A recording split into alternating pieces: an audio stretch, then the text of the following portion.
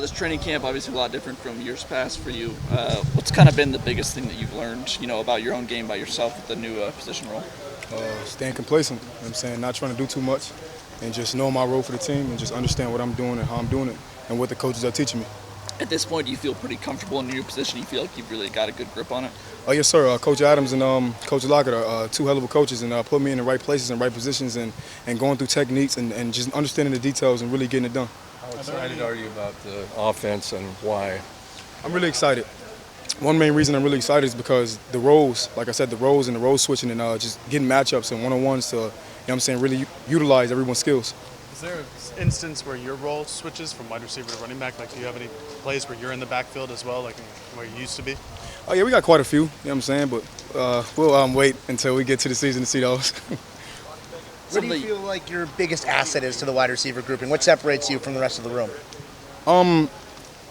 I feel like just my competitiveness, but I feel like everybody in the receiver room has competitiveness, and we all teach each other. Like Chris, when I mess up, Chris tell me. When Chris messes up, I tell him. When Dante messes up, I tell Dante, and it's just one group together. Anybody in that group can do pretty much the same thing, but I feel like everyone has different skills, and me and Chris Chris and Chach more of the faster type of roles as receivers. What have you picked up from some of the other receivers to help you in your transition?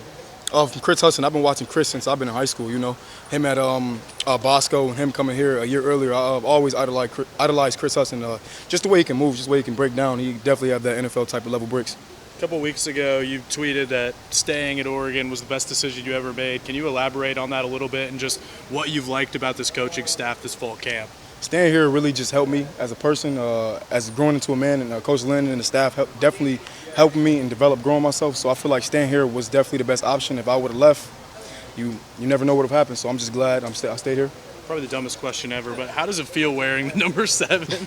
It feels good. I always wore the number 7. Besides being in Pop Warner, I wore 56, but I wore 56 as I played offensive line when I was younger. So. Yeah. You played offensive line? Yeah, I played offensive line. I was a little heavy set, a little chubby dude. I didn't play as much as I wanted to, but it was fun. When did you finally kind of come into your own as a skill player? I would say when I was probably like 12, I played defensive end, and then from defensive end I played running back around 13. A couple of young guys like Justice, Kyler. What have you seen from this camp? How have they grown the most? Kyler has a great deep ball and adjusting to the ball and going and getting it, and Justice had great routes. He reminded me of Chris.